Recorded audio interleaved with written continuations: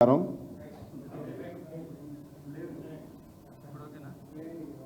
రెండు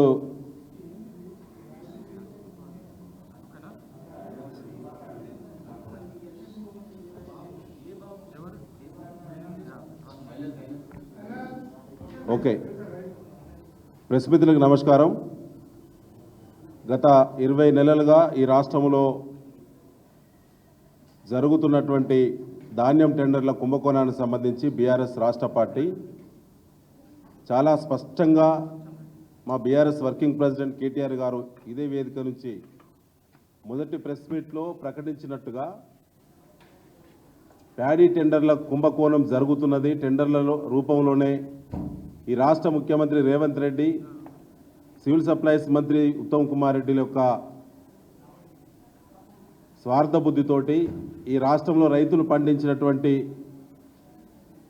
ధాన్యాన్ని చెమట చుక్కను టెండర్ల రూపంలో గ్లోబల్ టెండర్ల రంగుబూసి వేల కోట్ల రూపాయలు దండుకుంటున్నారని చెప్పి మా కేటీఆర్ గారు చెప్పినట్టే అందులో తప్పు జరిగిందని, తప్పు నిజమేనని తెలంగాణ రాష్ట్ర కాంగ్రెస్ పార్టీ ప్రభుత్వం నడిపేటువంటి క్యాబినెట్ ముఖ్యమంత్రి రేవంత్ రెడ్డి గారి అధ్యక్షతన ఇటీవల జరిగినటువంటి లాస్ట్ క్యాబినెట్ తేల్చింది.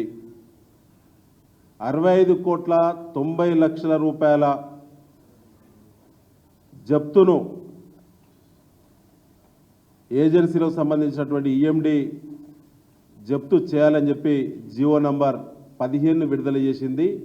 మొట్టమొదటిసారి ఒక క్యాబినెట్ ఆమోదించినటువంటి జప్తు సొమ్ము ఇది. సహజంగా ఏ డిపార్ట్మెంట్కి ఆ డిపార్ట్మెంట్లో జరిగేటువంటి అనేక టెండర్ల అగ్రిమెంట్లు ఎంఓయు వయలేషన్ జరిగినప్పుడు బిడ్డర్స్ పైన, టెండర్దారుల పైన ఆ డిపార్ట్మెంటు హెచ్ఓడీస్ నిర్ణయం చేయడం అనేది సహజం. కానీ వాళ్ళ ధాన్యం టెండర్ల కుంభకోణానికి సంబంధించి ఎవరైతే బిడ్డర్స్ ఉన్నారో వారిపైన డిపార్ట్మెంటే చర్య ఎందుకు చేపట్టలేదు? డిపార్ట్మెంటు చెందినటువంటి మంత్రి ఉత్తమ్ కుమార్ రెడ్డి గారు, కమిషనర్ డిహెచ్ చౌహాన్ గారు, ఆయన ఐపీఎస్ అధికారి, సీనియర్ అధికారి, మీరు ఎందుకు చర్యలు చేపట్టకుండా ఆ ఫైలు కేబినెట్కి ఎందుకు వెళ్ళిందో సమాధానం చెప్పాలి. ఒక కేబినెట్ ధాన్యం టెండర్ల సమస్య పైన కేబినెట్ చర్చించి ఆ టెండర్దారులు చేసేటువంటి అనేక చట్ట వ్యతిరేక లేదా అగ్రిమెంటును ఉల్లంఘించినటువంటి కారణాలకు గాను 65,90,00,000 రూపాయలు జప్తు చేయాలని క్యాబినెట్ తీర్మానించాల్సినటువంటి అవసరము ఏమొచ్చిందో ముఖ్యమంత్రి రేవంత్ రెడ్డి, ఉత్తమ్ కుమార్ రెడ్డిలు సమాధానం చెప్పాలి ఈ రాష్ట్ర ప్రజలకు అని చెప్పి బీఆర్ఎస్ డిమాండ్ చేస్తూ ఉన్నది. అందులో దొంగతనము, డొల్లతనము. మీ పార్టీ 100 కోట్ల రూపాయలు మీ ద్వారా మీరు వసూలు చేసి, టెండర్ల ఎవరైతే అగ్రిమెంట్ ఉన్నారో వాళ్ళ ద్వారా మీరు వసూలు చేసి ఆ సొమ్మును మొత్తం కూడా మీరు పంచక తిన్నారు. కాబట్టే ఢిల్లీ అధిష్టానం దగ్గర దాకా ఇందులో వాటాలు ఉన్నాయి. కాబట్టే ఢిల్లీ పెద్దల ఒత్తిడి మేరకే క్యాబినెట్కు ఆ ఫైల్ పోవాల్సి వచ్చింది. ఇది నిజము. ఇవాళ 385 కోట్ల రూపాయల ఈఎండి, అది సెక్యూరిటీ డిపాజిట్ కూడా అంటారు. 385 కోట్ల రూపాయల ఈఎండి మీ వద్ద ఉన్నప్పుడు బిడ్డర్స్ నుంచి కేవలం 65,90,00,000 రూపాయలు మాత్రమే ఏ విధంగా జప్తు చేస్తారో సమాధానం చెప్పాలి. సహజంగా ప్రభుత్వం మధ్యలో, బిడ్డర్స్ మధ్యలో ఎక్కడైనా ఎంఓయు ఉన్నప్పుడు, వర్క్ కంప్లీట్ కానప్పుడు, ఎంఓయు వయలేషన్ జరిగినప్పుడు, అవినీతి జరిగినప్పుడు, సకాలంలో పని చేయనప్పుడు, నిబంధనలు ఉల్లంఘించినప్పుడు, క్వాలిటీ మెయింటైన్ చేయలేని సందర్భం వచ్చినప్పుడు ఈఎండి ఎంతైతే చెల్లిస్తారో సంపూర్ణంగా జప్తు చేసేటువంటి అధికారం ప్రభుత్వానికి ఉన్నది. గతంలో ఉమ్మడి ఆంధ్రప్రదేశ్ ఉన్నప్పుడు కానీ, ఇవాళ తెలంగాణ రాష్ట్రం వచ్చిన తర్వాత కానీ ఈ ఒక్క డిపార్ట్మెంటే కాదు, అనేక డిపార్ట్మెంట్లో అనేక సార్లు ఎన్నో టెండర్లు జరుగుతాయి రోజు కోకొల్లలుగా. ఎక్కడైనా వయలేషన్ జరిగినప్పుడు ఈఎండి ఫోర్ఫిట్ అంటారు, ఈఎండిని జప్తు చేయాలంటారు. కట్టిన ఈఎండి మొత్తం జప్తు చేయకుండా 385 కోట్లు కేవలం ఇలా దాదాపుగా 66 కోట్లకే జప్తు చేయడానికి కేబినెట్ ఆమోదించాల్సిన అవసరం ఏమొచ్చిందంటే మిగతా 320 కోట్ల రూపాయలు ఈఎండి జప్తు కాకుండా ఆ బిడ్డర్స్కు లబ్ధి చేకూర్చడానికి క్యాబినెట్ మొత్తం కూడా ముఖ్యమంత్రితో సహా ఈ అవినీతిలో మీరు వాటాదారులు కాబట్టి ఆ సొమ్మును గతంలో పార్లమెంట్ ఎన్నికల ముందే టెండర్ల రూపంలో ఆ డబ్బులను ఆ సొమ్మును కాంగ్రెస్ పార్టీ తిన్నది కాబట్టే ఇవాళ లబ్ధి చేకూరుస్తున్నారు. అదే కాకుండా టెండరు విలువ కంటే ఒక టన్నుకు 2230 రూపాయలు అదనంగా వసూలు చేసిన వాళ్ళు, బ్యాంక్ అకౌంట్స్ ద్వారా 722 ట్రాన్సాక్షన్స్ జరిగినాయి ఈ రాష్ట్రంలో బిడ్డర్స్ ద్వారా మిల్లర్స్ మధ్యలో. అవన్నీ కూడా హైకోర్టులో పిల్లు వేసినప్పుడు ఆధారాలు పెట్టినాం. కేంద్ర రాష్ట్ర దర్యాప్తు సంస్థలకు మా రాష్ట్ర పార్టీ తరఫున పోయి బృందం పోయి ఆధారాలు ఇచ్చినాం. ఏమి దాపరికం లేదు, వారు కొత్తగా ఎంక్వైరీ చేయాల్సిన అవసరం కూడా లేదు. ప్రభుత్వం అన్ని ఆధారాలు బీఆర్ఎస్ పార్టీ సేకరించింది. ఇప్పటి వరకు కాంగ్రెస్ పార్టీ రోషం ఉన్నోడు రేషం ఉన్నోడు ఈ రాష్ట్రంలో ఒక్కడంటే ఒక్కడు కూడా మాట్లాడటం లేదు. క్యాబినెట్ మొత్తం చర్చించాల్సినటువంటి ప్రాధాన్యత గల అంశము ఈ ధాన్యం టెండర్ల కుంభకోణం అంశం. ఐటమ్ ఆ సీరియల్ నెంబర్లో చేర్చిన ఆ ప్రాధాన్యత చూస్తే మరి ఎందుకు బహిరంగంగా బయటకు వచ్చి మాట్లాడతలేరు? క్యాబినెట్ యొక్క వివరాలను బయటికి చెప్పినప్పుడు సంబంధిత మంత్రులు ఎందుకు ఆ ధాన్యం టెండర్ల కుంభకోణానికి సంబంధించి 66 కోట్ల రూపాయలే జప్తు చేయాల్సిన అవసరం వచ్చిందని చెప్పి ఎందుకు చెప్పలేకపోతున్నారు? ఇప్పటివరకు దీని మీద సంబంధిత మంత్రి ఉత్తమ్ కుమార్ రెడ్డి గారు ఒక్కసారి కూడా ప్రెస్ మీట్ పెట్టకుండా దొంగల్లా తేలుగుట్టిన దొంగల్లా ఎందుకు తప్పించుకు తిరుగుతున్నాడు? రోజు టీవీల్లో పత్రికలో అవపడేటువంటి వీళ్ళందరూ కూడా ఎందుకు ఈ ధాన్యం కుంభకోణం మీద ఎందుకు మాట్లాడతలేరు? గల్లీ నుంచి ఢిల్లీ వరకు ఉన్నటువంటి కాంగ్రెస్ పార్టీ నాయకులు రోజు ఎక్కడో ఒక దగ్గర మీడియాకు అందుబాటులో ఉంటారు కదా. ఈ రకంగా ఆరోపణలు బీఆర్ఎస్ పార్టీ పదే పదే చేయడంతో పాటు కేంద్ర రాష్ట్ర ప్రభుత్వాల పరిధిలో ఉన్న ఏజెన్సీలను సంప్రదించి కంప్లైంట్ చేసినప్పుడు ఎందుకు మాట్లాడలేకపోతున్నారు? అంటే మీరు రెడ్ హ్యాండెడ్గా అన్ని సాక్ష్యాలతో సహా ఈ కుంభకోణం మీరు చేసినట్టు అది నిలబడ్డది కాబట్టి దాని నుంచి తప్పించుకోవడానికి కంటి తుడుపు చర్యలో భాగంగా మీరు సుమారుగా 66 కోట్ల రూపాయలు మాత్రమే జప్తుకు మేము చర్యలు చేసినాము అని చెప్పడానికి మీరు ప్రయత్నం చేస్తున్నట్టు అవపడతా ఉన్నది. ఇందులో 2 ఏజెన్సీలకి 66 కోట్ల పెనాల్టీ విధించారు. ఒకటి కేంద్రీయ బండార్, రెండోది నాకాఫ్ అనేటువంటి సంస్థలకు మీరు చర్యలు చేసినట్టు ఈ జీవోలో స్పష్టంగా చెప్పడం జరిగింది. అయ్యా మరి టెండర్ వేసినటువంటి వాళ్ళు 4 అయితే ఇద్దరికే పెనాల్టీ ఎందుకు వేసిళ్ళు? ఆ మాత్రం కూడా కంటి తుడుపు చర్యలో భాగంగా మిగతా 2 ఎక్కడ మాయమైపోయిళ్ళు అనంటే వాళ్ళు 90 రోజుల్లో ఈ రాష్ట్ర ప్రభుత్వానికి 8,000 కోట్ల రూపాయలు చెల్లించాల్సి ఉండగా 700 రోజులకు వచ్చినా కూడా సుమారుగా ఇప్పటి వరకు కూడా 50% డబ్బు కూడా చెల్లించలేదు. 90 రోజుల్లో చెల్లించాల్సినటువంటి రావాల్సినటువంటి 8,000 కోట్ల రూపాయలు ఇవాళ దాదాపుగా 20 నెలలు దాటి 21 నెలలు దాటుతుంది. ఇప్పటి వరకు కూడా డబ్బులు 50% కూడా చెల్లించకపోవడం ద్వారా మిగతా 4,000 కోట్ల రూపాయలకు ఈ 20 నెలల వడ్డీ దాదాపుగా 1,210 కోట్ల రూపాయలు అయింది. 1,210 కోట్ల రూపాయలు ఇవాళ రాష్ట్ర ప్రభుత్వానికి లాస్ వస్తున్నది, రైతులకు లాస్ వస్తున్నది. ఆ 1,210 కోట్ల రూపాయలు వాళ్ళ వల్లనే ఎంఓయు వయలేషన్ జరిగినందునే 90 రోజుల్లో డబ్బులు చెల్లించనందునే ఆ డబ్బు మనకు నష్టం జరుగుతున్నప్పుడు రాష్ట్ర ప్రభుత్వ ఖజానాకి మీరు మిగతా ఈఎండి ఫోర్ఫిట్ చేయకుండా వారి ఆస్తులపైన రెవెన్యూ రికవరీ యాక్టు పెట్టకుండా ఏ విధంగా తిరిగి మిగతా ఈఎండి వాపస్ ఇస్తున్నారో ఈ రాష్ట్ర ముఖ్యమంత్రి స్పష్టంగా చెప్పాలి. ఎందుకంటే రాష్ట్ర ముఖ్యమంత్రి అధ్యక్షతన జరిగినటువంటి కేబినెట్లో ఈ ధాన్యం టెండర్ల కుంభకోణం మీద దాదాపు గంటన్నర సేపు చర్చ జరిగింది. మీరు ఇరుక్కపోయిళ్ళు, తప్పించుకోలేరు. అష్టదిగ్బంధనం జరిగింది. ఒక ఇంచు వెంట్రుక మందం కూడా ఇందులోకి వెళ్ళి ఎస్కేప్ అయ్యే అవకాశం కాంగ్రెస్ పార్టీ ప్రభుత్వానికి లేదు. ముఖ్యంగా మిత్రులారా, ఇవాళ ప్రత్యేకంగా ఈరోజు ఉద్దేశం ఏంటంటే, హిందుస్థాన్ లిమిటెడ్ అనే కంపెనీని పూర్తిగా ఎస్కేప్ చేసిండ్రు. అది Andhra company, Vizag based company.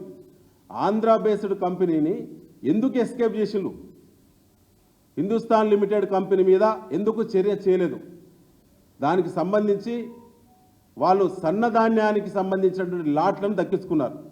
ఇది 2022 ఎండాకాలానికి సంబంధించినటువంటి ధాన్యం టెండర్ అండి.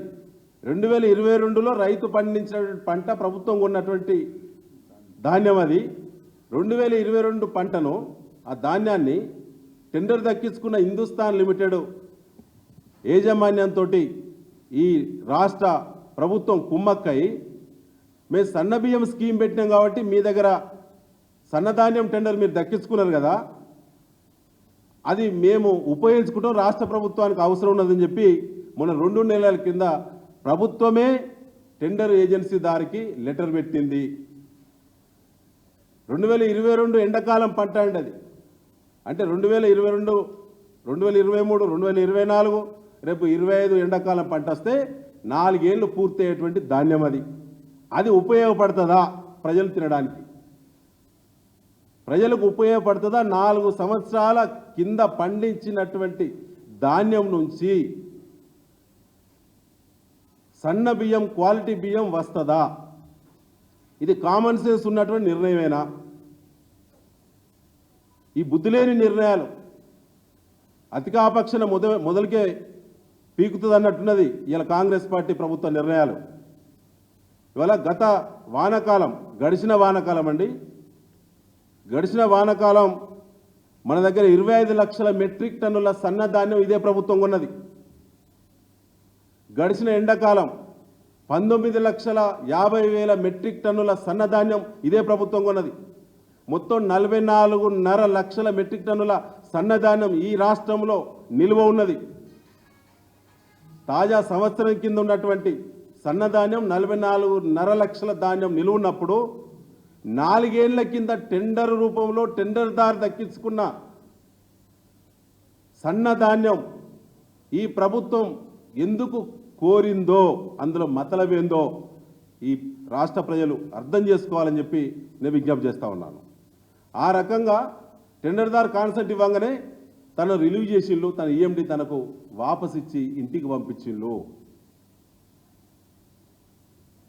ఈ ఇంకొక సంస్థ ఉంది మంచుకొండ అని చెప్పి, ఆ సంస్థ వారికి టార్గెట్ పూర్తి చేసినట, వారికి ఎంత ధాన్యం లాట్లు కేటాయించినా అది మొత్తం కూడా టార్గెట్ రీచ్ అయ్యాలి కాబట్టి రిలీవ్ చేస్తున్నామని చెప్తా ఉన్నారు. మేము మళ్ళీ మీ ద్వారా అడుగుతున్నాం మిత్రులారా, 2,230 రూపాయలు అదనంగా ఒక టన్నుకు వసూలు చేసిండ్రు. ప్రభుత్వానికి ఈ బిడ్డర్స్ చెల్లించేటువంటి వాల్యూ కంటే ఒక టన్నుకి 2,230 ఇంటూ 20 లక్షల మెట్రిక్ టన్నుల ధాన్యం మీద డబ్బులు వసూలు చేసిండ్రు. 460 కోట్లకు సుమారుగా దగ్గరికి వచ్చింది. అకౌంట్ల ద్వారానే వసూలు చేసిండ్రు. మిల్లర్ల నుంచి బిడ్డర్స్ అకౌంట్లకు వచ్చింది. అవన్నీ కూడా జమ చేసే 755 పేజీల కంప్లైంట్ను హైకోర్టు సీజే ముందు పిల్ నంబర్ 34/24 మీద పిల్ దాఖలు చేయడం జరిగింది. అటు కోర్టు 20 మాసాలుగా ఎదురు చూస్తుంది, నోటీసులు సర్వ్ చేసి కౌంటర్ దాఖలు చేయడం లేదు. అసెంబ్లీలో మా కేటీఆర్ గారు, హరీష్ రావు గారు అనేక సార్లు ప్రశ్నలు సంధించిండ్రు. క్వశ్చన్ ఇచ్చిన అఫీషియల్గా అసెంబ్లీకి క్వశ్చన్ అసలే అప్లోడ్ రావట్లేదు సీరియల్లో. ఇన్ఫర్మేషన్ యాక్ట్ కింద కమిషనర్ సివిల్ సప్లైను మేము అనేక సార్లు లెటర్ పెట్టి 5 సార్లు ఇన్ఫర్మేషన్ యాక్ట్ పెట్టినా ఆన్సర్ చేయటం లేదు. కోర్టుకో కౌంటర్ చేయట్లేదు. 18 వాయిదాలు తీసుకొని తప్పించుకుంటున్నారు. అసెంబ్లీలో క్వశ్చన్ ఇస్తే క్వశ్చన్ అప్లోడ్ కావట్లేదు. ఇన్ఫర్మేషన్ యాక్ట్ కింద అధికారులను అడిగితే వాళ్ళు రెస్పాండ్ కావటం లేదు. కానీ అక్రమ వసూళ్ళు అయితే సంపూర్ణ దశకు చేరింది ఈ రాష్ట్రంలో. కాబట్టి మేము మీ ద్వారా రాష్ట్ర ప్రజలకు మేము కోరుతా ఉన్నాం, బీఆర్ఎస్ పార్టీ డిమాండ్లు ప్రత్యేకంగా ఇవాళ 450 కోట్ల పైబడి అక్రమ వసూళ్లు, ఒక టన్నుకు 2230 రూపాయలు ఇంటూ 20 లక్షల టన్నుల డబ్బును అకౌంట్ల ద్వారానే వసూలు చేసిళ్ళు. కాదనే కాంగ్రెస్ మొగోడు ఈ రాష్ట్రంలో ఒక్కడు కూడా లేడు. రెండవది 385 కోట్ల ఈఎండి ఫోర్ఫిట్ చేయాలి. ఫోర్ఫిట్ అంటే జప్తు చేయాలి. 385 కోట్ల ఈఎండి ఫోర్ఫిట్ చేయకుండా ఎక్కడైనా తగ్గించి 65 కోట్ల ఈఎండే ఎందుకు ఫోర్ఫిట్ చేసిందో సమానం చెప్పాలి. ఈ డబ్బంతా కక్కాల్సిందే ముఖ్యమంత్రి రేవంత్ రెడ్డి, ఉత్తమ్ కుమార్ రెడ్డిలు, రాష్ట్ర అధికారులు, జిల్లా స్థాయి అధికారులు, టెండర్ ఏజెన్సీలు వీళ్ళందరూ కూడా కుమ్మక్క ఈరోజు ఈ డబ్బును కొలగొట్టడం జరుగుతూ ఉన్నది. ఒకటి వడ్డీ రూపంలో 1200 కోట్లు 1210 కోట్లు నష్టపోయినాం. ఇవాళ ఈఎండి కానీ అక్రమ వసూళ్లు కానీ ఇవన్నీ కూడా మనం ఇవాళ లెక్కేస్తే ఇది 860 కోట్లు ఈ రకంగా దోపిడీ జరుగుతూ ఉన్నది. అంటే చూడండి ఎక్కడ దాకా పోయింది ఈ ఇష్యూ. మనం బయట పెట్టిన సందర్భంగా 1100 కోట్ల నష్టం అంటే ఇవాళ 2000 కోట్ల వరకు ఇవాళ నష్టం వాటిల్లింది. ఇందులో దోపిడీ ఉన్నది, నిర్లక్ష్యం ఉన్నది, వసూళ్లు ఉన్నాయి, అన్ని రకాల మరి తప్పులు జరిగినాయి. కాబట్టే ఇవాళ మేము డిమాండ్ చేస్తున్నాం బీఆర్ఎస్ రాష్ట్ర పార్టీ, దీనిపైన నిజంగా రేవంత్ రెడ్డి, ఉత్తమ్ కుమార్ రెడ్డిలకు వాటాలు లేకుంటే, మీ కేబినెట్లో ఉన్నటువంటి మంత్రులకు వాటాలు లేకుంటే మీరు జ్యుడిషియరీ ఎంక్వైరీ వేయాలని బీఆర్ఎస్ పార్టీ డిమాండ్ చేస్తూ ఉన్నాం. అన్ని రకాల ఆధారాలు పెడతాం. అసెంబ్లీకి చర్చకు రాదు, కోర్టులో కౌంటర్ చేయరు, ఇన్ఫర్మేషన్ యాక్ట్ పెడితే ఆన్సర్ చేయరు. ఇదేనా ప్రజాస్వామ్యం? ప్రభుత్వం అంటే ఇట్లే ఉంటుందా? దొంగల్లా తప్పించుకుంటే ఎన్ని రోజులు తప్పించుకుంటారు? రేపు జూబ్లీ హిల్స్ ఎన్నిక వస్తుందో మీకు బుద్ధి చెప్పడానికి. ఇవాళ రైతులు ఎంత బాధతో ఉన్నారు. రోజు ఫీల్డ్ తిరుగుతున్నాం, ఎక్కడ చూసినా యూరియా ఆందోళనలు, యూరియా గొడవలు, రాత్రి మవాళ్ళు సంసారాలు లేవు. చిన్న పిల్లలను, చంటి పిల్లలను, పాలిచ్చే పిల్లలను ఎత్తుకొని తల్లులందరూ కూడా లైన్లో నిలబడేటువంటి దుస్థితికి తెచ్చిండు రేవంత్ రెడ్డి ప్రభుత్వము. ఇవాళ చాలామంది యాక్సిడెంట్లో చనిపోతున్నారు, ఆత్మహత్యలు చేసుకుంటున్నారు యూరియా కొరత వల్ల. ఇవాళ యూరియా మరో 10 రోజులు దాటిన తర్వాత యూరియా తినడానికి కూడా ముక్కులో పెట్టుకుంటారు రైతులు. ఏమైనా ఉపయోగపడదు పంటలకి. ఇప్పటికే పత్తి కానీ, వరి పంట కానీ, అదేవిధంగా మొక్కజొన్న కానీ ఎర్రబారిపోతున్నాయి. 50% దిగుబడి తగ్గేటువంటి ప్రమాదం ఉన్నది. రైతులందరూ ఆందోళనలో ఉన్నారు. అవన్నీ వదిలిపెట్టి రైతు పండించినటువంటి పంట రూపంలో పండించినటువంటి తన చెమట చుక్కను మాత్రం ఇన్ని రకాల దోపిడీ చేస్తారు మీరు. కానీ రైతులకు మాత్రం సకాలంలో యూరియా ఇచ్చేటువంటి దిక్కులేని సన్యాసుల ప్రభుత్వం ఇవాళ కాంగ్రెస్ ప్రభుత్వం. ఇప్పటికైనా దీన్ని ప్రజల వద్దకు తీసుకెళ్తాం. దీని మీద సంబంధిత అధికారులు ఎవరెవరైతే ఉన్నారో వాళ్ళందరూ కూడా సస్పెండ్ చేయాలని, ముఖ్యంగా జ్యుడిషియరీ ఎంక్వైరీ డిమాండ్ చేస్తూ ఉన్నాం. చిత్తశుద్ధి ఉంటే జ్యుడిషియరీ ఎంక్వైరీ చేయాలి. ఆధారాలు ఉన్నటువంటి వాళ్ళు వచ్చి ఆధారాలు ఇస్తారు. ఇంకా అనేక ఇదే పని మీద కాంగ్రెస్ పార్టీ మంత్రులు మొత్తం కూడా ఎవరి డిపార్ట్మెంట్లో ఏది దొరికితే అదే దండుకోవాలి, ఏది దొరికితే అదే రోజు ఎత్తేయాలి అనేటువంటి పద్ధతిలో చాలా దోపిడీ జరుగుతుంది ఈ రాష్ట్రంలో. కాబట్టి ప్రజలందరూ కూడా అర్థం చేసుకోవాలని చెప్పి మేము కోరుతున్నాం. Thank you.